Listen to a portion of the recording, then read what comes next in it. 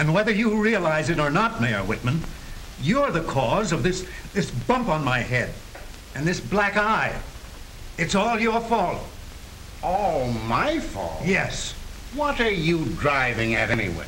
Well, I'd never got them if it hadn't been for that article of yours in the paper. Oh, yes.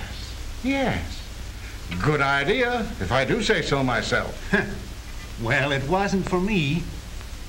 I tried it. When I accidentally blocked the way by stopping on the crosswalk, I didn't expect people to walk around. I got back where I belonged. I was considerate of pedestrians. I actually drove around puddles to avoid splashing them. But I was also considered by fellow motorists. When some fellow was trying to get across the line of traffic, I let him through. Courtesy was only a matter of a few seconds. I had time for it. I swung out of line so the car parallel to me wouldn't have to stop for a double-parked car. When a driver nosed out ahead of the line at a stoplight, I didn't take the chance to smash him into the oncoming cars. I even treated the deliberately reckless driver courteously. And when some driver's motor had gone dead on him, and everybody was honking loudly, impatiently, I sat quietly and waited. I knew it would do no good to blow my horn. Well, that's fine. Real, genuine courtesy behind the wheel. Well, it seems to me that article of mine did a lot of good for you. But for the life of me, I can't figure out how you got a black eye out of it. You haven't heard the whole story. In my automobile, I was a model of courtesy and politeness. That's true enough. But I guess the strain was too great for me. When I actually went out into polite society, I didn't have any courtesy left. I was all mixed up, completely turned about. I behaved like the average motorist in a traffic jam.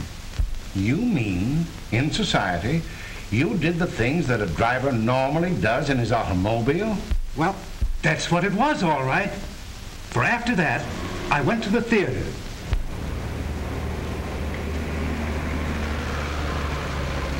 Something happened to me the moment I set foot out of my car. It was just as though I swelled up inside with my own importance. Waiting in line, I was as restless as a driver held up by a traffic light. I treated a dear old lady as if she were a car trying to cut through the traffic. I was a regular bore.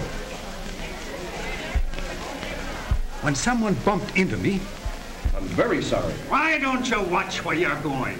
I gave him a piece of my mind. When we were held up in the theater aisle because a lady had dropped her purse, I pushed through the crowd and protested loudly. Come on, what's the holdup? Get going down there.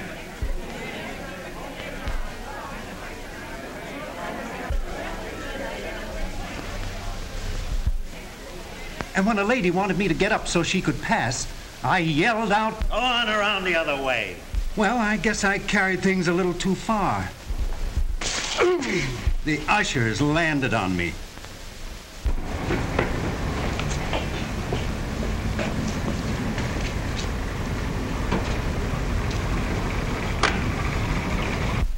But in my car again, I was courtesy itself. Oh, sorry, boy. I almost forgot your tip. Good evening, gentlemen. I was careful to give signals before I made turns. Even though other drivers threw their bright lights in my face, I turned on my passing lights. When someone in back of me failed to put on his brakes soon enough... Oh, that's quite all right. No harm done. Well, Mayor Whitman, that's my story. That's how I got the bump on my head and the black eye. And it's all on account of that idea of yours about taking society manners into the automobile. I still think it's a good idea. Well, I don't. What's going to happen to me if I keep on... Nothing more serious than a bump on the head now and then. Yes, but it isn't natural. Discourtesy in polite society may shock people, but discourtesy behind the wheel of an automobile means real trouble. When all motorists learn to take their company manners with them into their automobiles, driving will be much more enjoyable and a lot safer.